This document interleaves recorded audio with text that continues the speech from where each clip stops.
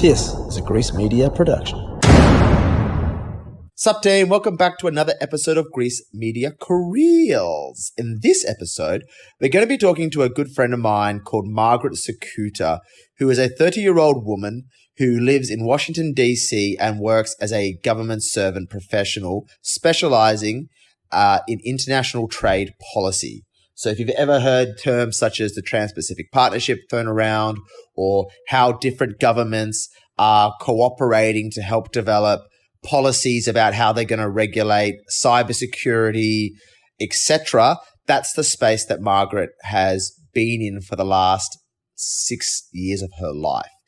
Now, I'll go into it very quickly, a bit about Margaret's background, because we don't cover this particularly in the podcast, but Margaret's background was that her father is a successful State Department professional and was an ambassador for many years for the US government. And so Margaret spent her life moving around the world with her family from posting to posting. She spent time in Bosnia, I believe. She spent time in Germany. She spent time in Azerbaijan, etc. So all the places her dad has been posted, and this technically makes her what they call a State Department brat, which is to say the children of State Department parents.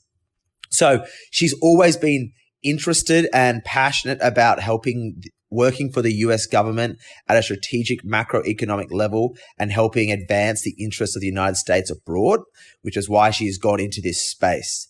In this episode specifically, we will be focusing on the difference between working for the government as a political staffer versus a government servant, the difference between the two, which will come out in this podcast. So don't worry about it if that doesn't make sense to you right now. And then how you can get into the government as a government servant or as a political staffer through different means. And then once you're in, what the job is actually like. And answering questions such as, does the commitment to the mission of the United States government, make the day-to-day experience exciting, or does the monotony and bureaucracy of working for big government, does it snuff out the flame inside of you that made you want to work for your country in the first place? Anyway, so this episode will go into that. So if you're thinking about going into government as a government employee, you're thinking about going to the State Department, you want to work for the White House, you want to work for the executive branch, whatever you want to call it, and you're trying to figure out, one, if it's for you, two, if you like the lifestyle, three, what are your career options afterwards? And four, how do you get into it and potentially get into it through a backdoor? This is the episode for you. All right, guys, hope you enjoy it, and let's get into it. You!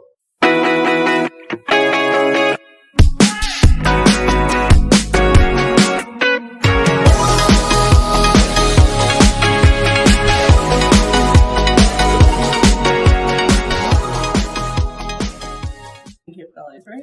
Yeah, I do. Okay, good. Yeah. All right. So, in 1 minute, Who are you? I know you should never ask a woman her age, but how old are you and what do you do? And how would you define the space in which the last 7 years of your career have taken place? What's your SM, subject matter expertise? Okay. Well, I'm Margaret Sakuta. I am not yet 30. We're not going to get any more specific than that. And but you're above 25, right? I am over 25. Okay. Just pushing 30. And there's like a little over 365 days between me and 30. Yeah. And what was the other question? Subject matter expertise? Yeah. What do you do? But for the last 6-7 years of your life, what have you been doing? Like, if considering that there are potential university students listening, what career out of university can you speak to as a subject matter expert? So I do trade policy. I've done trade policy for 4-5 years now. Yep. Originally doing it at the White House, and then moving into the private sector. So doing it as a government relations person as opposed to a political or civil service staffer at the White House. What's the difference?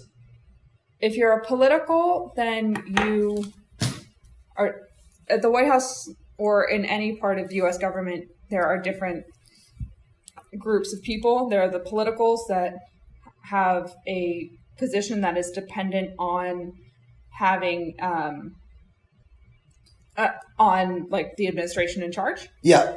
And then there are those that are what the Europeans call technical experts, what Americans call civil servant or working level. Yeah. And so they're just two different groups, whether or not you're a political appointee or not. All right, so the political appointees are the ones Like, they're that tied come to the in administration. because you're tied to the administration. The other ones, you guys can cross administrations. Right.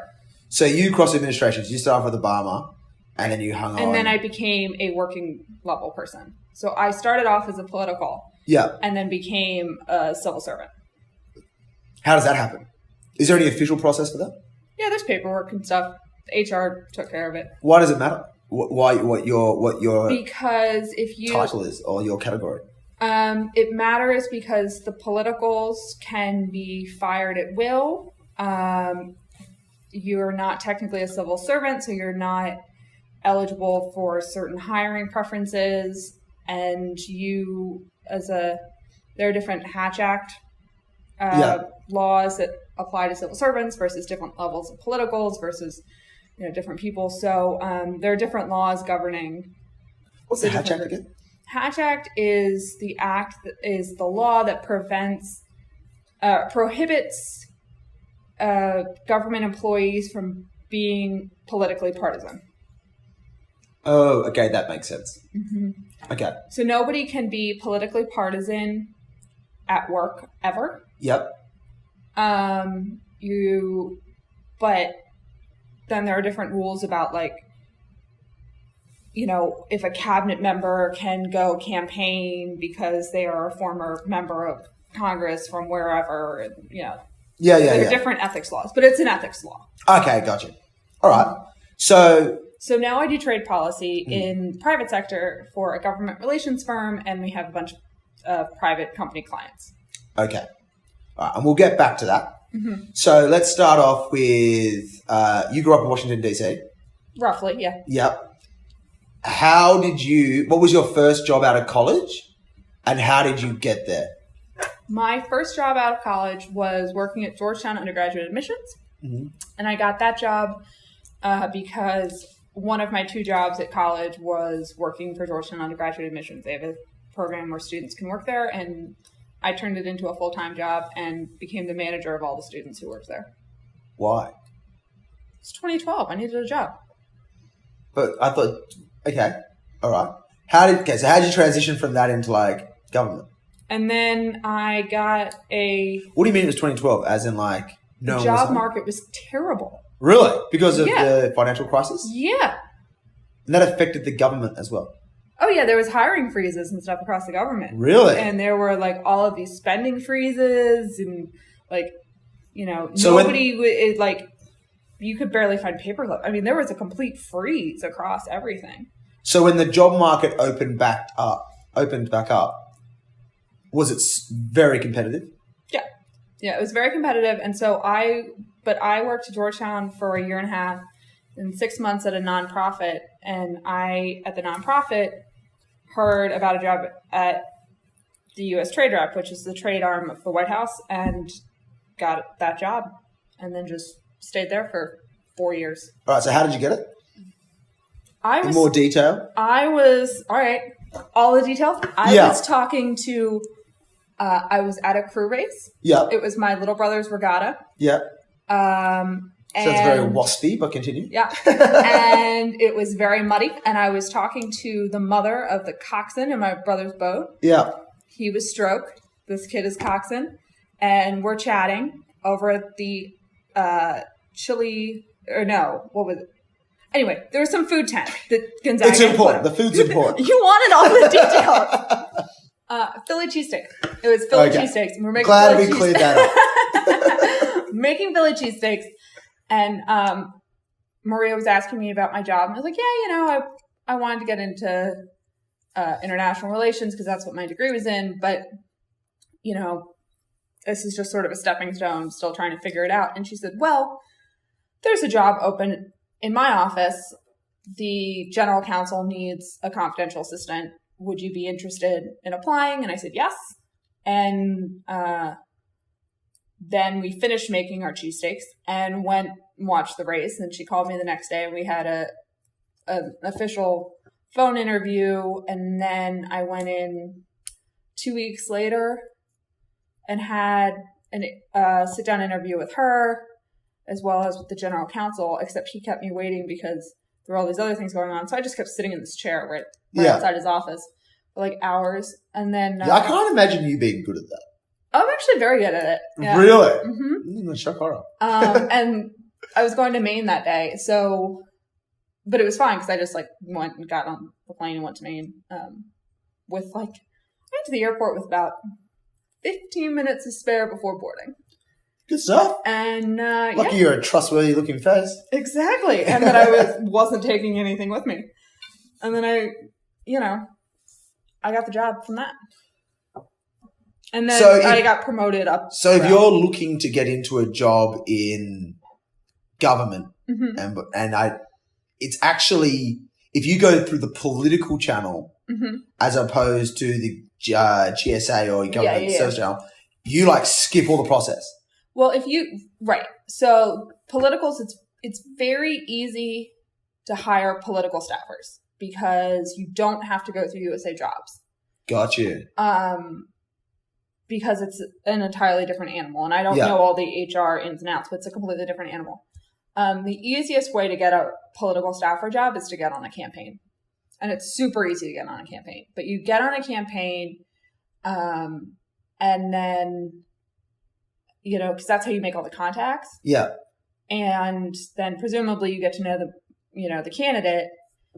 And one thing I've been telling kids now who are interested in working for any Democratic administration, provided the Democrat wins in 2020, get on one of the campaigns because they're going to need so many political staffers once it all gets started. And so many of the current candidates are probably going to end up in the cabinet that they will take people who are on their campaign and put them in.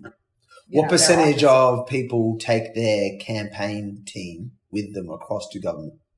A lot. Yeah, why is that? I mean, because those are the people that you trust. Those are the people who have been working for you. It's sort of the same thing if you go and set up another company somewhere else. You're going to take the employees that you know are good employees. Can deliver for you. Mm-hmm. Okay, cool. So if I was a budding young graduate student or undergraduate student and I wanted to go work for government and I didn't want to go through USA Jobs because it's an absolute disaster. Shit show. Shit show. If I can get on a political campaign, I can then do that job, get into a... You'd have to do it well, but yeah. Yeah. And then when you switched over from political job to GSA job, what's that process? And do you go through the same process as someone applying through USA Jobs, or is there a backdoor for people coming across? There is a way to do it to become a GS as opposed to a political. It is... That's going from political to GS. Yes. Yeah. It is agency specific. So 3 branches of government, there are politicals in both the legislative and the executive branches. Every cabinet agency, pretty much all of federal government that isn't Congress or the courts, with the exception of anything run by DOJ, is executive branch. Yep. And so all of those jobs pretty much switch. You can switch easily back and forth depending on that agency head. Or sometimes the White House chief will say, no, we're not going to allow the switch because it is such an easy backdoor. Yeah. And so there's one person who can make that decision. Yeah, I mean, that's the chief. Flippantly. The chief of staff can always make that decision. So White House chief of staff can direct all cabinet agencies, we're doing this. Or he can go tell the head of OPM, and right now it's the same person, Mick Mulvaney, and OPM is Office of Personnel Management, and he can just go in and say, this is the policy for all of the executive branches. They're all of the executive branch agencies. Really? Yeah. Holy shit, I didn't know that. Mm-hmm. Well, I'll be Mick hog-tied Mulvaney's and got horse-whipped. a whole lot of power. And he's acting in all of these positions. So what if? Okay, so let's try it. I'm getting a bit off track, but I'll come back to. Well, what I will say is, so the advice I just gave my little brother, who just started on Biden's campaign, because he wanted a job like mine, I said, get on the campaign and start off field organizing, because that's where you get the most notice. It doesn't necessarily make sense because people would intuit that you would get most noticed in headquarters, but all the headquarters people are people who know that candidate really, really well. So unless you know that candidate really, really well and have worked with that candidate before, you should get into field organizing. And then if you do a good job field organizing, they always need field organizers. And there are so many people that go in and out of field organizing that those that are good and that stick around quickly rise to the ranks. Okay, so what's the timeline? How much time do they have to pay their dues in field organizing? It depends on the campaign. Assuming they're good and they get picked up. It depends on the campaign. It depends on the candidate. It depends on, a whole host of issues. But, I mean, if you do a really good job, and then your candidate wins, you'll have been noticed by somebody and you just say, I want to work. I need a job. I want to work in the administration, and they'll put you in the administration. And then once you're in, you can easily work your way up, provided you are good. Yeah. And you make the contacts and everything. Does this only work for the executive branch? Like, what if you wanted to transfer as a GS in DOD as an analyst? Can you use this system through the executive branch to use the backdoor transfer from political to GS? Can you go from executive branch like DOD? Well, it depends. What do you want to be? I mean, if you're a GS analyst at DOD, you're like running around the Pentagon. Yeah. And then what do you? No. So say for example, you were a political appointee working on trade at the White House, right? Mm-hmm. And then you wanted to go use your trade insights from the White House to be a DOD analyst in the Pentagon. Can you use that same system to go from the political system into the Pentagon? Or can you only do the transfer inside the executive agencies? Well, DOD is an executive agency. Really? Yeah. Jesus Christ. Because the Secretary of Defense is a member of the cabinet. That makes sense. Who isn't an executive agency then? That's why I said most of the agencies, like... Oh, okay. So you can use this as a backdoor into most places? Yeah. Where can you not use it as a backdoor into? You can't use it if, like, they've decided that they're not going to do the How often do they decide they're not going to do that? Is it like a 50-50 shot? You pretty much get to do it unless the incoming candidate has taken a lot of shots at the outgoing. So, incoming person comes in and says that the previous occupant of the office had... Incoming president comes in and says that the outgoing president seated the entire executive branch with their political appointees under the guise of civil servants. Then the White House chief might say, we're not going to do this. Roger. So by not doing it, they can clear house. Yeah. They can clear house. Yeah. It's an optics thing. Okay. But it's also a thing where if the outgoing president is worried about the incoming president not being able to staff up and needing to have some sort of continuity, they may try to switch more of their politicals into civil servants. The thing is, not a lot of politicals want to make that switch. A lot of politicals would rather stay political and sort of go out and either get a job in the legislative branch or go into think tanks for a couple of years and then come back in to the White House when their party's back in power. Roger. Okay. I think I got it. I hope the listeners got it. Okay. All right. So to sum up, actually, no, here's a question. Mm-hmm. For those that don't do it that way, the way you're advising to do it, which would be dumb of them to not take your advice. But if they choose not to take your advice, how else can you get into these roles? Do Do you essentially need Well, to be a PhD who's like got a track record of being a subject matter expert on this stuff? it depends on where you want to go and what level you're willing to slot yourself in at. I mean, I came in at a low level job and worked my way up pretty quickly. And it's pretty easy to work your way up in these jobs. Yeah. That's one of my questions coming up. Well, how do you progress? Yeah. Be really good and be smart and be willing to do the time. But yeah, I mean, subject matter expert. One of the things that I've always noticed is that professors at good universities always know the policymakers. So it's the age-old, know your professor because your professor will get you a job. That's a good point.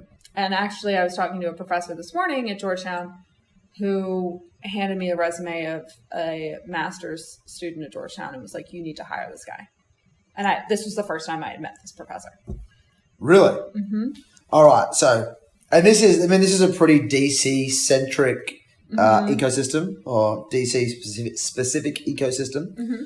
So if you don't go through the political campaign, there is such a world in which the other way you can do it is to really invest time and effort in befriending your professor and get your professor to believe in you, that they're willing to risk their reputational capital on you. Right. And then they will use their relationships in the administration to encourage them to hire you. Yeah. Yeah. And I mean, there are other programs, like there's presidential management fellows. Like there are a bunch of programs for people who are right out of college or grad school to bring them into government. Like there are other avenues, but the easiest way are those two. Okay. All right. Good to know. Okay. So now that we know how to get into the job, we may as well come back to it right now because we're there. Right. How do you get promoted? What is rewarded in this field? Because say, for example, the military, doesn't matter how good you are, it's time in rank. Yeah, no. And you spend 3 years, you get promoted. No. I'm pretty sure the GS system is pretty similar, isn't it? GS system is similar because the GS system is set out is all set out in law, and you have to be, you can't be more than one step. You can't be promoted more than one step or something like every 12 months. Like basically you get promoted every year is pretty much sort of the way the GS system works until you get to a certain point in the GS system. And then the manager has discretion as to whether or not you're going to stay at that level and move up a step. So there's like 15 steps within a level. Yeah.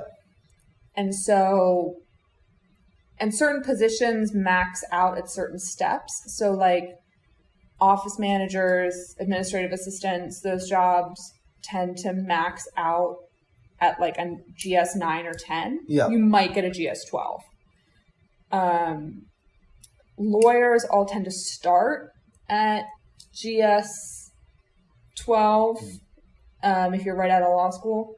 Really? If you've got a couple of years experience, then you'll come in as a 13. A lot of experience will come in as a 15. So like the positions and position descriptions and the level that is put on that position all has to go through HR and OPM, and there's a whole standardized way of reviewing them. Yeah. So that actually could just go look at the law and it will tell you how long and whatever. And everybody has performance reviews every year. So for those listening, the GS system is essentially a pay scale of how much the government pays you. So if you're in this level, you automatically get this payment. And a GS role is someone who is a civil servant government employee. Right. Yeah. And that also tends to apply to the foreign service officers, which aren't technically civil servants, but that's a whole other kettle of fish. And then politicals, the managers have a lot more discretion over their hiring, firing, promotions, everything, pay raises. The downside to it, though, is that politicals tend to be the first ones to get the pay freeze. The idea being that it's bad optics to pay your political staffers. So if there's a government shutdown. There's a government shutdown. Well, everyone's done on a government shutdown. Yeah. But like political staffers tend to be the first ones to get the pay freeze, and then the civil servants get hit with the pay freeze. Gotcha. It's not that big of a consideration, though, is it? How often does it? It depends. It depends on, I don't know. Like, I think it's a fair thing to. Do political appointees get paid more than GSs? No. They're on a.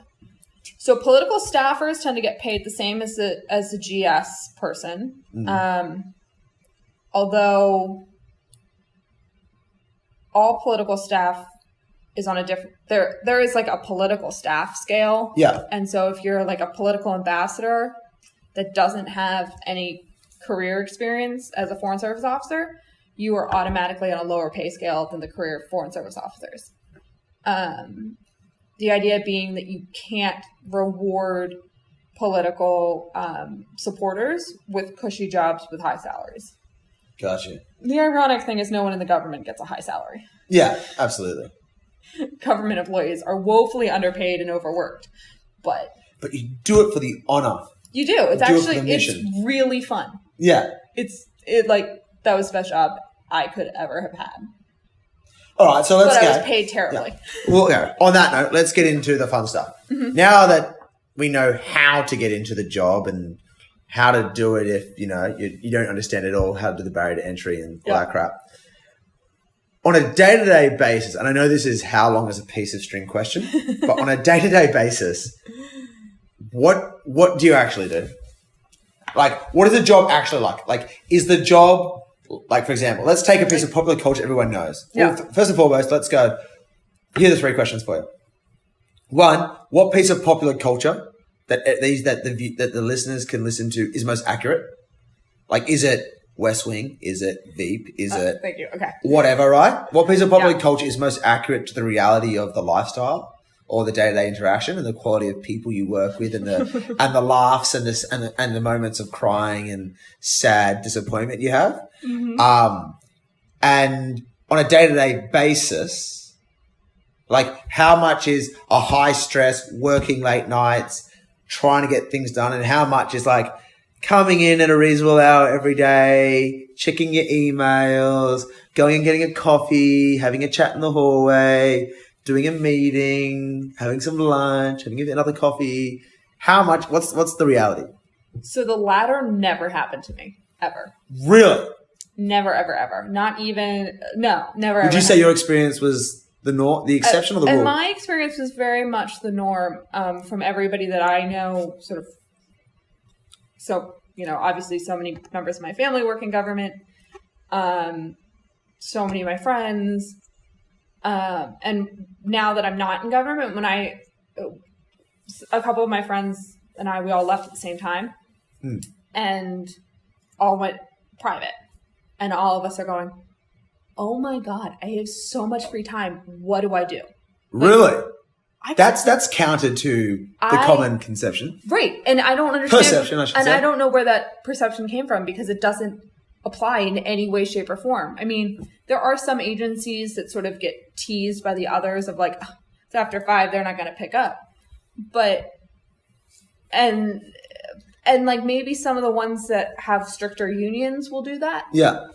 But that never like my day, I would show up. My boss was amazing and he let me show up at 9:30, which is good for everyone involved. And I would show up at 9:30, but I would have already checked my email. The dog's coming. Yeah. You have a friend. I would have already checked my email. Yeah. By 9:30. Yeah, I would have checked it when I woke up. Yeah. Made sure there was nothing drastic that I needed to get to work earlier for. Yeah. I would have made a to-do list the night before of stuff that I hadn't been able to get to. And generally a bunch of other things would have hit. And so yesterday's to-do list would be way further down. Yeah.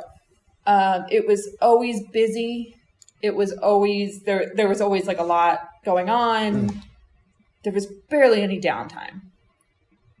Average time you'd leave the office each day.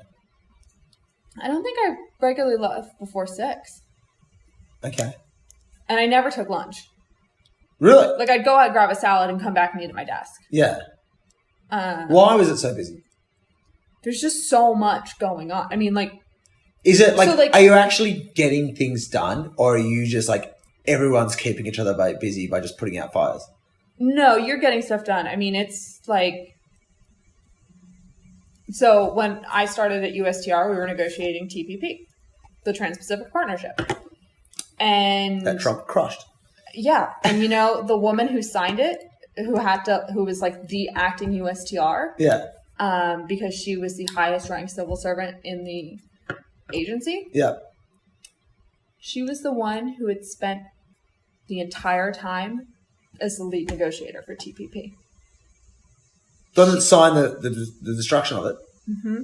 She had spent, I don't know how many years negotiating. She had missed her son's birthdays. She had missed crew raises. She had missed everything because she was the lead negotiator for TPP. She had spent like at least a year of her life in conference rooms in like basement hotel rooms somewhere. And because her job was new administration and she's the acting USTR and Trump wanted this done, she had to sign the letter withdrawing US from TPP. Through gritted teeth. And she did it, and she did it without crying.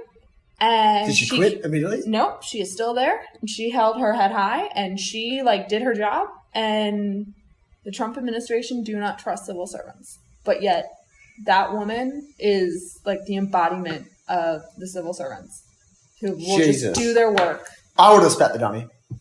She did it. I would have spat the dummy hardcore. She is a woman with a lot of integrity. Wow. And will do her job. But yeah.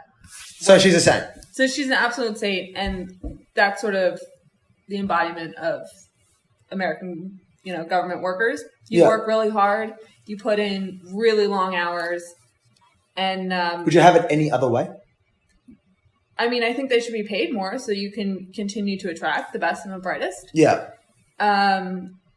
Or you've got to do something about the economy around DC because it's not sustainable the way it is but no, I mean, it's a great job. And if you are the sort of person who likes to have lots of different things going on at once, who can multitask, who doesn't want to do the same thing day in, day out, this is government work is the job for you. Gotcha. And it's a hybrid between Veep and the West Wing. There's a lot less swearing than in Veep. A lot less swearing? Oh, yeah. Really? A bit politically, pretty PC environment? People are very polite. Why? Because it's a work environment. Although now that I'm private, my language has gotten terrible. Okay. So, halfway between Veep and West Wing? Yeah. Which components of which?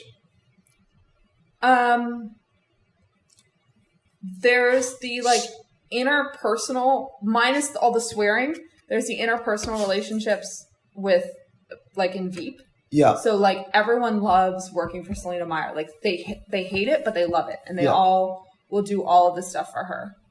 And at the end of the day, they like her as a boss. Yeah. And that's sort of, people are very loyal to their bosses in government. Particularly amongst the political staffers. But you have a good boss, people stay really loyal to them. And I've seen, people of opposite parties be loyal to different political staff bosses and stuff. People are very loyal. The West Wing, there are a lot fewer walk and talks in real life. Yeah? Yeah, I've always wondered how they set up those camera tracks. Because you can't see the camera tracks. Mm-hmm. But there's some complicated walk and talks. Also, the West Wing is a lot, the physical West Wing is a lot smaller, and it would be almost impossible to do a walk and talk in it. Okay. But you do have the friendships you've got in West Wing, and the lack of backstabbing that is evident in West Wing that is not evident in Veep. Really? That's good to know. Mm-hmm. All right, well, But like the communications director would literally never become the chief of staff. Okay, gotcha. So, all right, I'm going to skip forward a few questions. Go for it. Because this, I think, is interesting. So, what is working in government staff, political or GS? Mm-hmm. What is the lifestyle like? And so we've covered hours and working hours, but what is the lifestyle like in terms of friendships, dating? How does it affect your dating life? Is there any inter-office dating, or is there any dating? Like, is it really hard to keep a date because your hours are unpredictable? What are the perks in terms of like things you get invited to, or do you have to give things up because you can't go to them because you're a political appointee? Like, what are the social life impacts of that job that most people don't really understand until they get in it? Well, you do have to run everything by the ethics lawyers. Any invite that comes to you in your professional capacity has to be approved by the ethics lawyers, and every agency has ethics lawyers.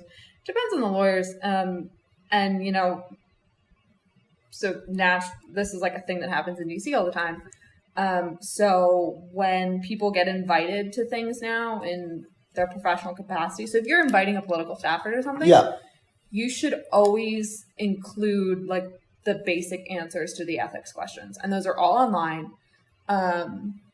And so then the person can just say, okay, and forward it to their ethics lawyer, and then their ethics lawyer can sign off on it. That's interesting. So everything has to go through ethics. But how long does that take? Usually not more than a day. But that does mean you have to forfeit last minute invitations to things. Yeah, but usually. So what if you're my friend, and I'm like, hey, I just got an invite to this. It's 3 p.m. It starts at 6. You in? So, okay, if you got an invite and you were like, hey, I need someone to go with me, like, Margaret, can you go? Yeah. Then I can go, because I wasn't the one invited in my professional capacity. But gotcha. If you know, if I'm inviting the position, and you just happen to be occupying that position, then it needs to go past the ethics. Yes. Okay. Yes. All right. Okay, that makes sense. It does not in any way affect your dating life or your professional life or your personal life. I mean, you have your BlackBerry with you all the time. And I don't know, maybe that annoys people, but like it's a very DC thing and everyone around here does it. And it would be like living in New York and being annoyed that everybody was an investment banker and taking like investment banker hours. Yeah, but what about in terms of how often did you you can answer this if you don't have to answer if you don't want to. But how often would you have dates organized that you had to cancel because your hours are unpredictable? Or how would you differently organize your life because your hours were unpredictable? I don't think I ever canceled a date because my hours were unpredictable. They might have had to wait, but I don't think I ever canceled one. And they just waited a day. No. Well, I mean, I would be obviously. Like, I'm sorry, I'm going to have to like work late. Can I meet you like in 45 minutes instead of Yeah. So it doesn't have that big impact on your life. No. On your work-life balance. No, and like you know if something's going to be coming up, and if there really is a true fire that will just blow everything up, then people are understanding. Yeah. All right. And also, you like if you've got a date and you tell your coworkers like, "Hey, I've got this date and I really want to go on it," they'll also cover for you. Okay, that's good to know. Yeah, because they're very nice people. Do you have to work weekends often?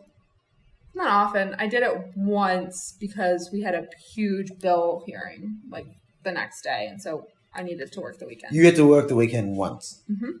That's pretty okay. Yeah. Yeah. Mm-hmm. Can you take your... I would check emails, but like... Yeah. Okay. Can you... Were there ever, like... So, for example, if you work in the intelligence community, for example, you work on classified space. So you can't take your computer home with you. Right. So, like, once you clock off from work, like, you are free. Yep. So you can't... Is it the same working in the job you had? Nope. No. You're always... I mean, there was some stuff that was classified and that just stayed classified and didn't leave the building. But, like, otherwise you were always sort of on call. Okay. That makes sense. Okay. Well, all right, what are some other perks? What are some other perks, such as, so you started off there, right, as a career, but because you are a government official that has, because of that, has the authority to do X, Y, Z, what were you exposed to, which was excellent? What level of responsibilities were you given that some in the private sector would never have at the age that you had them? What networks and contacts did you make that would be valuable to you for the rest of your life? What did you learn that most people don't learn in a career? What are some of the intangibles besides doing the job that are extremely valuable? Well, part of doing the job is like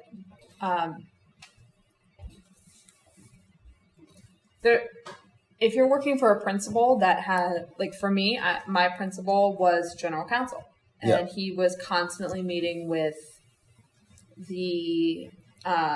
foreign ambassadors.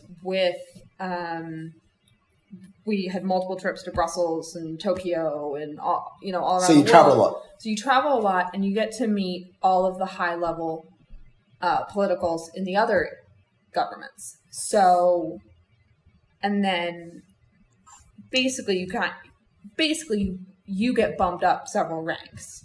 Because you're American? No, because you are the staffer for the principal.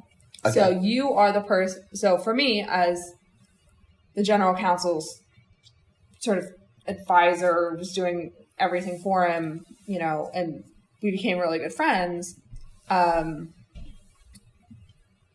He would, because of my connection to him. Yeah. I got to meet with people both overseas and here who were far above, my level. Yeah. Just based on, because you're in the room. You have to be in the room, right? Right. And then they would take meetings with me because he couldn't do the meeting, but they knew that if they got me, it would get to him. Yeah, gotcha. So there was that. So you got to meet a lot of amazing people, and you really got to jump up in rank several times. Do you think that has an meeting those people, developing those relationships, combined with being in those rooms and seeing how the world is really run at a young age, do you think that has catapulted you ahead of your peers who haven't worked in government in terms of understanding how the world works and therefore how to better play the game professionally? Yes. Completely. Yeah. Mm-hmm. And I know that sounds really arrogant, but yes. No, it makes total sense. I mean, I got really lucky in the jobs that I got, and I figured out much earlier than I probably would have what I wanted to do and what jobs were right for me and what wasn't. And yeah. So the second order effect of that is that, has that affected your confidence a lot? No. I'm a very confident person. That is true. Bad person asked the question too. And it's made even worse by going to an all-girls school. Yeah. So notice no difference. So you're a very confident person. But, so let me put this in. So, for example, me in my job, I've always been a very confident person as well. In the sense of I don't hesitate to engage with anyone anywhere ever. That is very But my ability to be confident in challenging people with a career's worth of experience in a field and say to them, I know you've spent the last 10 years of your life studying this, the last 20 years of your life studying this, but I think you're wrong. And this is why. And actually maintain and hold a high quality, challenging conversation, which even if I lose, the end state is that I've earned their respect, which might be professionally force multiplying. That sounds like you're being an arrogant ass. You have to be able to give and take with somebody, but Absolutely. There's no reason to back down just because somebody's older. This is my point. Do you think you would have that confidence if you hadn't been in those rooms and seen that the people who run the world aren't actually they aren't on the pedestal that young people think they are?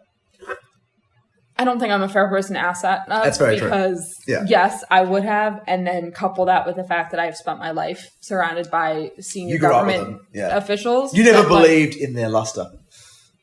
I am, it would take a lot to get me to be quiet when I thought somebody was doing something incorrectly. Okay. It would be like me being like, okay, this is just not a battle worth fighting and I will never engage with this person again. Okay. But you basically need to be smart. No, I also have self-control. Okay. All right. What about... All right, so people who want to work in government, by and large, are usually... A lot of them are usually goody two-shoes sorts of people, so this question won't really be relevant. But for those, the few listening who like to party, whether they like to drink alcohol a lot and get drunk, or they like to partake in semi-illicit drugs every now and then, how does pursuing a government job drastically impact the experiences that you can say yes and no to in your 20s, especially when you get to like your mid to later 20s? So it depends on whether or not stuff's legal. And like for me, like my grandfather died of lung cancer. I've never had any desire to smoke anything ever because I've seen just how awful it is. Corrosive it is, yeah. And I also hate the smell. So that was never a problem for me. It did stop me from getting a fake ID, but like that didn't stop me from drinking. I just didn't buy the alcohol. Yeah. Other people bought it for me. You know, maybe there's a level of like, I'm not going to get caught. And so you make sure that you don't get caught. Yeah. And like, you're not a complete idiot all the time. But like, I definitely did stupid things. Do you get the opportunity to, when you travel overseas, with your principal, how much time do you get to actually enjoy the place you travel to? And do you get the opportunity to go to nice restaurants and drink alcohol and let your hair down? Yeah. Yeah, totally. Cool. Totally. It depends on how much time you've got on the trip. And like maybe you're on a crazy trip where it's 4 capitals in 2 days, which I've done. And then no, you don't have any time to eat anything other than a sandwich in the airport. But other like some you trips. get to go to some trips I went to the ambassador's 4th of July party in London. Like, you know, you get to do these things and still have fun and go to dinner, and you go to dinner with your colleagues, or if you've got friends in those cities and you go off with your friends, or you don't have to go with your colleagues, but it's fun and you have this nice so dinner. You get like permission to go outside of the government delegation and go and hang out with friends in town. I mean, I was going to Europe and Japan, so yeah. I think if I were going to Nigeria, then no. What do you say? But in Brussels, it's fine. You want to go wander around Tokyo? Go have fun. No one's going to stop you.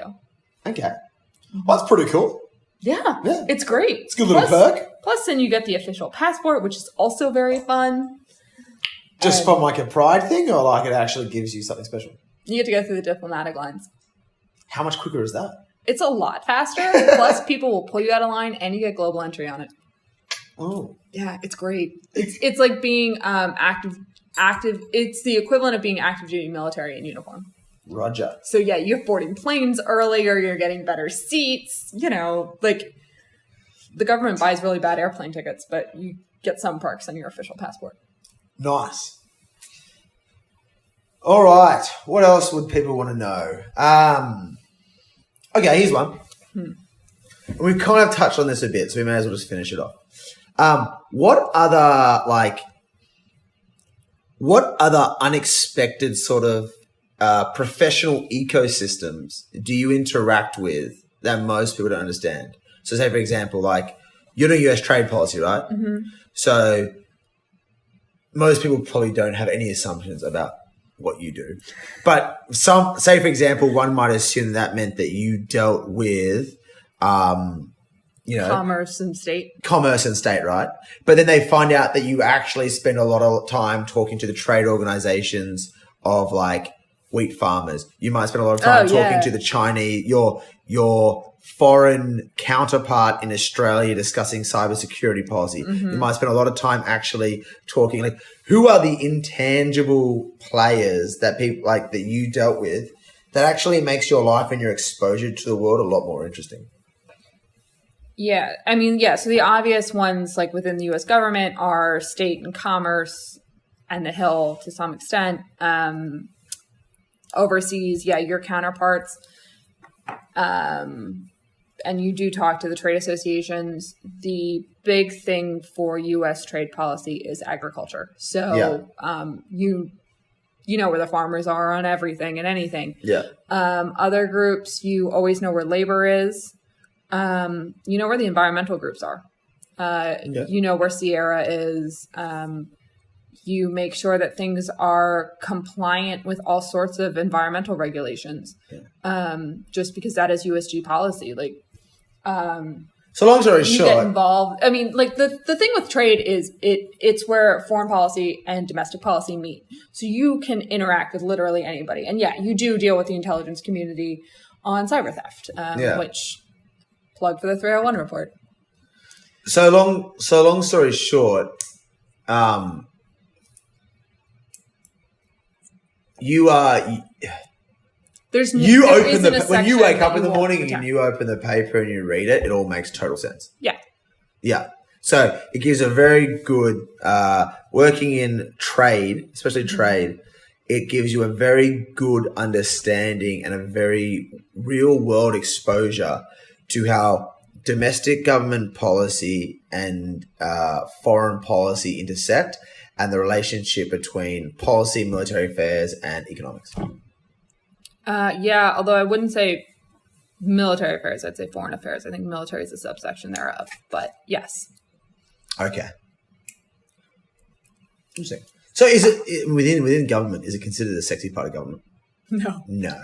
No, and it's the trade rep is only 250 people, and most of them are careers, and it is until this administration, trade was the issue that got trotted out during every campaign and then promptly forgotten. Okay. And this administration has made trade the number one issue. Well, number two after immigration. So does that mean that, like you said, you got basically 250 people, not very many job openings, right? Like a lot of lifers in there? Mm-hmm. So getting a job in this is pretty hard. Yeah, but I mean, commerce does trade. There's International Trade Commission is part of commerce. There's the International Trade International Trade Agency. Yeah, it's part of commerce. So commerce does a lot of trade. Commerce is a massive agency. Yeah. State has a group that does international economics, aka trade. State's also huge. All right. So to finish up. But if you want to do trade in the U.S., you have to have gone through USTR, basically. Oh, really? I don't think I know anybody who does. No, maybe I know one person who does trade and has no. When you say they do trade, what do you mean? The like in trade policy. Gotcha. Mm-hmm. So you get into USTR, right? Mm-hmm. You get into trade at the ground floor. Mm-hmm. What does the first 6 years look like?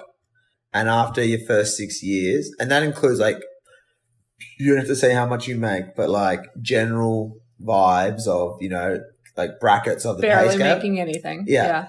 But after you get out, after your next 6 years, what does a average career in this field look like?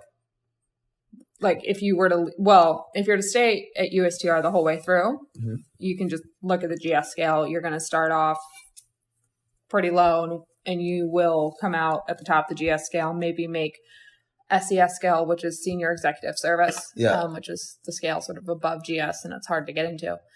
What bracket's that? So I don't know the numbers off the top of my head. I'm a 22-year-old easily Googleable. I'm a 22-year-old listening to this podcast. But if I start at USTR at 22 and I get it, and I'm there at 40. Where am I looking at 150,000? Am I looking at 200,000? Am I looking at 100,000? Generally speaking, do you have any idea? Assuming I'm good and competent. Like if you're good and you make it through the whole way and you get I don't know what the top of the GS scale is. But Yeah. I would, if I were talking to somebody, I would tell them to just go Google it because it's literal. Like if you just Google GS pay scale, Yeah. it'll come up. Okay, cool. All right, so some people stay there for life. Mm-hmm.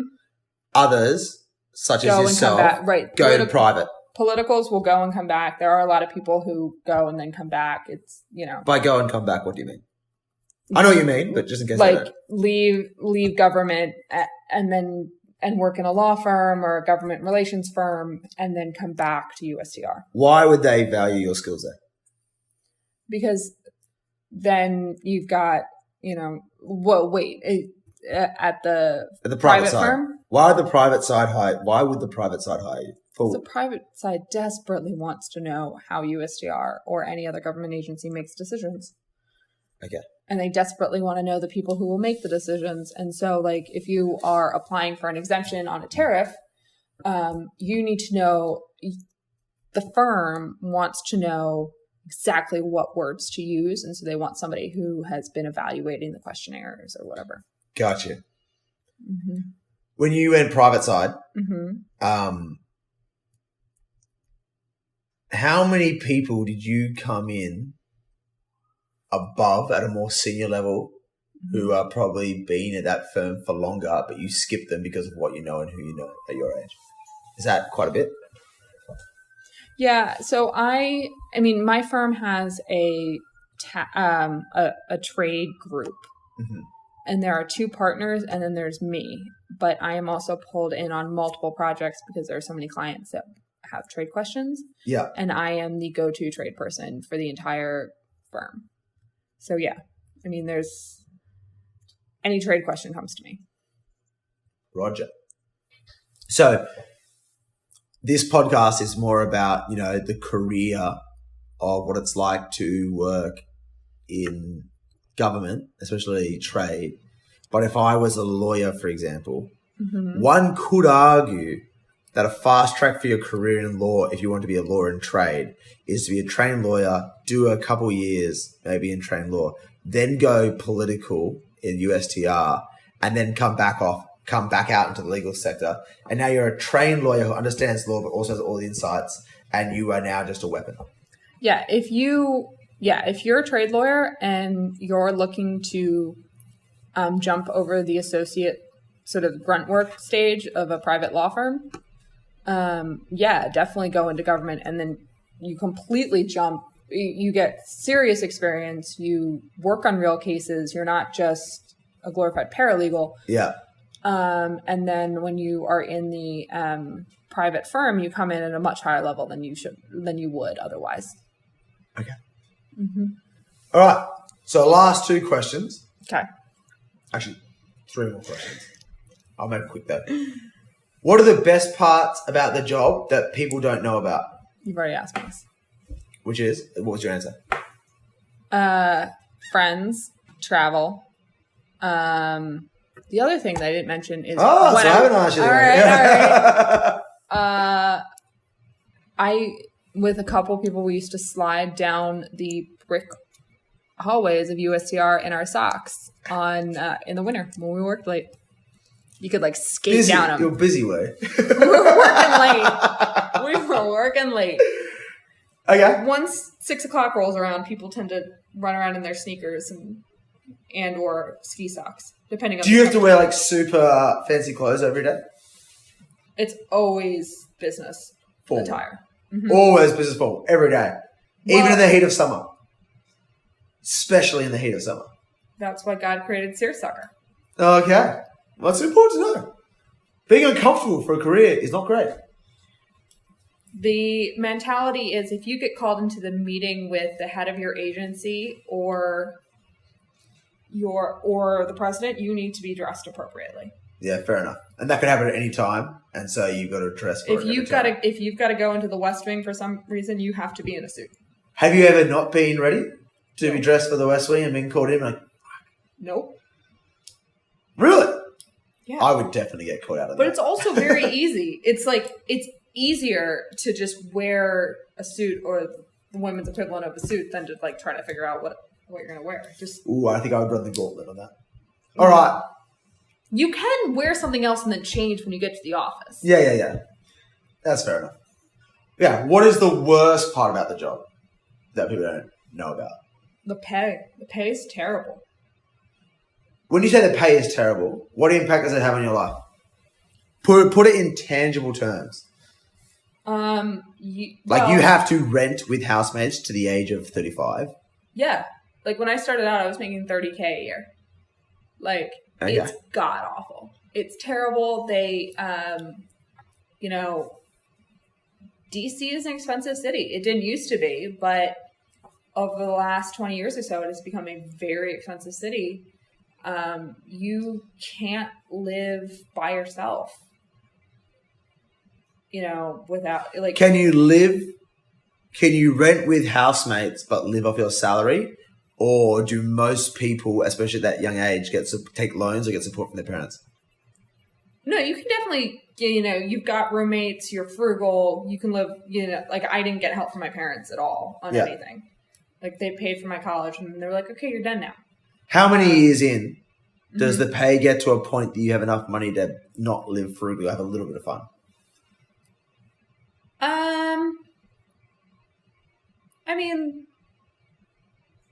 It depends on your ability to budget, but I don't know, like a year or two in. Okay, so there's a couple of years of hardship. Yeah, but after that, you're confident. You get a couple of promotions. You go up a few pay scales. All of a sudden, by the time you're 24, 25, 26, you have enough money to kind of enjoy your life, but unlike your friends who went private, who are starting to put money away and get mortgages for houses and stuff, you're still very much just like you're having enough to have a gym membership and good clothes. Yeah, everyone shops at J. Crew and Ann Taylor, but yeah. Yeah. But yes. You can go out on Friday nights and have beers and, and you can do that before, but you just, yeah. Opportunity cost. Roger. All right. You promised me one more question. One more question. This is like standard end of a podcast question. Excellent. If someone wants to learn more about this, where can they go? Are there any books, movies, podcasts, or people you recommend that they go to get very specific answers? Besides the people who actually do the job, because that's obvious. I don't think I've ever seen a movie that properly depicted it. I think there have been a lot of good books written by people who were in the last administration about the day-to-day. So the Obama administration. Mm-hmm, yep. That are pretty accurate. There's one, it's like My Hope Change You Life, I think. That is just like a really... My Hopey Changey. Mm-hmm. Okay. Because it's a spoof on like hope and change, which were the Obama slogans. So I would read any of the... And I think actually the political autobiographies are very accurate. But I don't relevant to this day? Mm-hmm. So though... not like Andrew Jackson's, but like... Bill Clinton's, Colin Powell's, Hillary's, Obama, Joe Biden's, like all the books that the Democratic candidates have written, I think they're all pretty accurate and pretty good. You ever read a Republican one? I read Susan Collins. No, not Susan Collins, Olympia Snows. Not accurate? Olympia Snows was very accurate. Okay. Just wondering, you just mentioned all Democrats. I was just wondering. And Colin Powell's the Republican. Is he really? Yes. Oh, I'm Australian. What the fuck do I know? All right. Yeah. All right. Well, I think, so to sum up, mm-hmm. You want to get into this? The best way is in political campaign, get into the political system rather than the GS system, or befriend your professors. Mm-hmm. And if you befriend your professors, then they will recommend you. They'll recommend you. Yeah. Once you're in, you get a good quality. You start off with shit pay. Mm-hmm. But, that's all part of the fun and everyone goes through that. And I assume as you get older and more successful, together, you all laugh about those times and you bond with your older colleagues over the stresses that you go through. Or you marry a lawyer who makes a lot more money. Or you marry a lawyer, another option. You do a few years of hardship, but highly rewarding. Get to travel, get to experience, get exposed to how the world works. made a lot of contacts in your older life. If you stay government all the way, you'll probably cap out at about 150, 170K. It's about GS15. But you can also cross over to the private sector after 7 years, and your subject matter expertise will be paid for quite well because you can help them figure out how to make more money, and then you can come back into the government sector. But ultimately, all the crap about it being a super casual job, you don't work very hard, is wrong. You work very, very hard. You develop great relationships. You learn a lot about the world. It's highly fulfilling, highly rewarding work. And you can open the paper up in the morning and understand everything that's happening in the world. Exactly. But it is definitely one of those jobs that if you have to be organized, if you can't handle a lot of things flying at you at once, you will be miserable. And if you don't care about the issue, like, you have to actually care about what you're working on, otherwise you'll be miserable.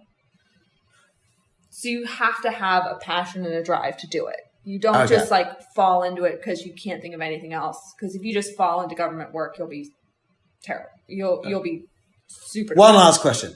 Okay. Because I had this written down, but I forgot it. What character traits succeed in government? What character traits fail in government?